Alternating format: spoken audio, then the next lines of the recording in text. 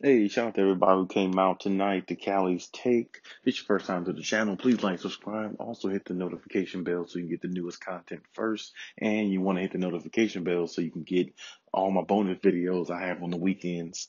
Now let's just go ahead and jump right into what just happened. When I look at the Clippers, you know, this is the reason why I said before, you know, Kawhi Leonard is my favorite player. And I've been on record saying this before. I've been on record saying that he's always been one of my favorite players since, he used to be one of my favorite players when he came in the league. But when I watched him for a couple of years in San Antonio, he instantly became my favorite player. But the one thing I always said in my mind was, did Kawhi make a mistake coming to the Clippers? Now, a lot of people are going to have those questions. A lot of people are going to have that notion. A lot of people are going to look sideways at the situation. I just wonder because, when I look at this team, the Clippers, when I watch this game tonight versus the Dallas Mavericks to dissect it, the Clippers, they just are not a mentally tough team. In the playoffs, it's not all about skill. In the playoffs, it's not all about, 3-point shooting. It's not all about just scoring. In the playoffs, you got to have that mental toughness. You got to have that edge. You got to have that that drive about you that gets you over the hump. You gotta be at your best when your back is against the wall. You gotta be at your best when the lights are bright. And looking at this game tonight, I see Kawhi Leonard come out with 30 points in the first half, and the Clippers were only up by 2 points. If your superstar has 30 points in the first half, you shouldn't be up by only 2 points. You should probably be up by 15 or 20 points. But the problem with the Clippers is their defense is atrocious. You come out here, you let Luka do what Luka does, but Tim Hardaway Jr. has 28 points.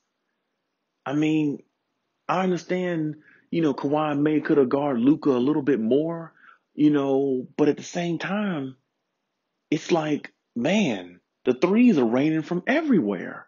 It's not really just Luka that's killing the Clippers. It's everybody else. Tonight it wasn't Dorian Finney-Smith, but Tim Hardaway was the guy. I mean, really, if you look at this game, Tim Hardaway really was the one who killed this team. He really was. I mean, the he had big shot after big shot after big shot after big shot whenever they needed it. When Luka sat down, I mean, Tim Hardaway was there. And it's like, man, you know what I'm saying?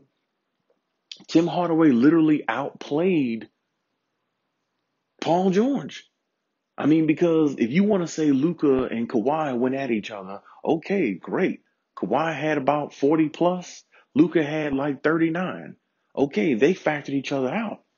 But I mean, in all essence, I still feel like even though I think Paul George had 28 points, I still feel like Tim Hardaway outplayed him because Tim Hardaway hit the necessary shots when they were needed.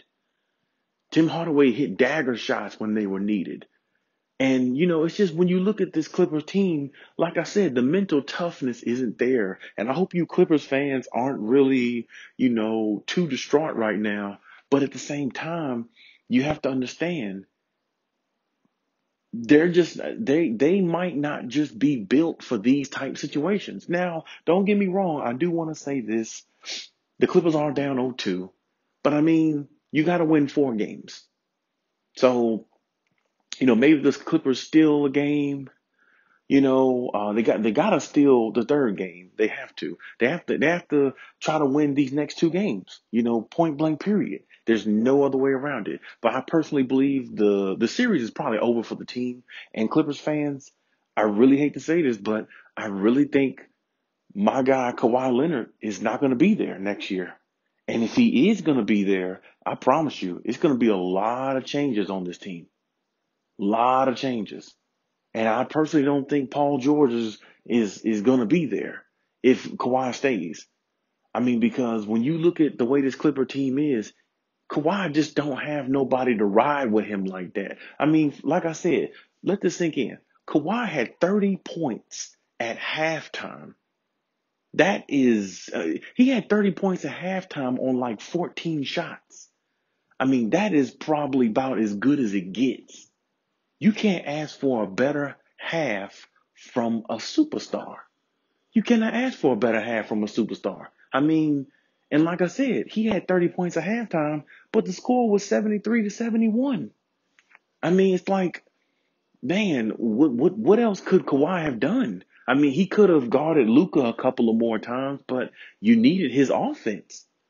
You needed his offense because for a while, it was like Kawhi Leonard in the first half, it was like Kawhi Leonard was going 1-on-5.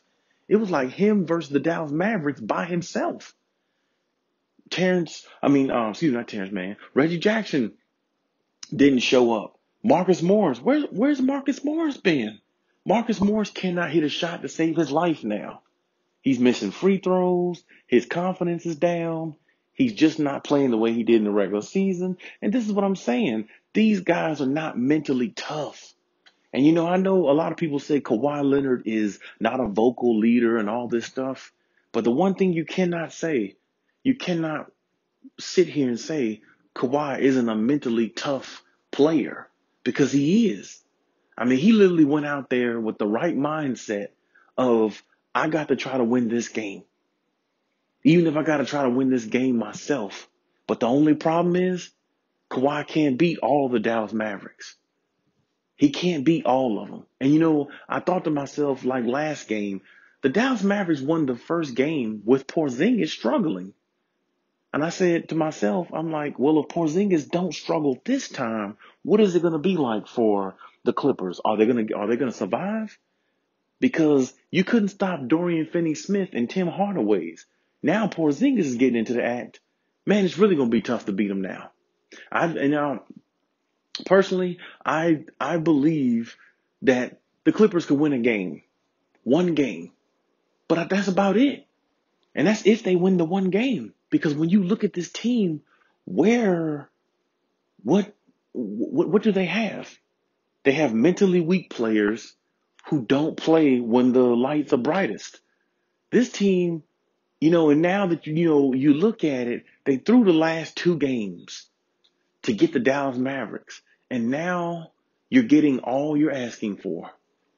I really thought it was questionable myself. I made a video about a week ago about this situation, about them throwing the last two games and drawing Dallas in the first round. I thought that was a dummy move by Ty Lue. You wanted to keep that third seed so you can just, be the best you can be. Don't worry about avoiding no Lakers and all this other stuff. And in my personal opinion, I'm not even sure they were trying to avoid the Lakers. But, I mean, whether they were or they weren't, you cannot throw the last two games of the season and put yourself in a position to play a team like this with a young stud in Luka Doncic, who played you last year, and he probably would have beat you if he had Porzingis. But now he has Porzingis, and now he got these guys clicking with him. And I'm telling you, the reason why Luka's dominating so much, because one-on-one coverage, it's hard to guard Luka. He's a big body. He's deadly with the step back. And the problem is you're trying to guard him, but you're so worried about all the others. And that's the reason why the Clippers are struggling, because they're trying to worry about all the others. And it is very, very difficult. And it's insane to think that a lot of people, we look at the Clippers as this team that'll, face the Lakers in the Western Conference Finals. We're not even sure now whether they can even make it that far, because it's like, man, you know what I'm saying? I just don't see where this team is going to do it. Rondo was a non-factor. Reggie Jackson basically was a non-factor. Marcus Morris I think they should bench Marcus Morris, honestly, because he's a non-factor. I think they should bench Reggie Jackson too. But this is the thing I'm saying. When you look at these games, these last two games, these only two games they played against Dallas, they just don't look like the Clippers don't even look like they have a chance. And it's like, man, when you look at this, what is Kawhi really thinking now? I mean, what can Kawhi really say? Kawhi went out there and gave you 40 plus points. Damn near, 42, 43, something like that points, had 30 points at halftime. I mean, I think Kawhi used so much damn energy in the first half. I think he really literally got tired in the second half. I really think he did. I mean, like, he just looked sluggish and, he was passive, but at the same time, you know, he did his job. He did exactly what he was supposed to do. Go out there and be at his best. And I'll even give PG a little bit of credit. He did score 28 points, but it wasn't like a loud 28 points. It was a quiet 28 points, almost as if nobody didn't even know he scored that many. But it's like the Clippers, it is beyond time to hit the panic button. It is time to sound off the alarm for this team.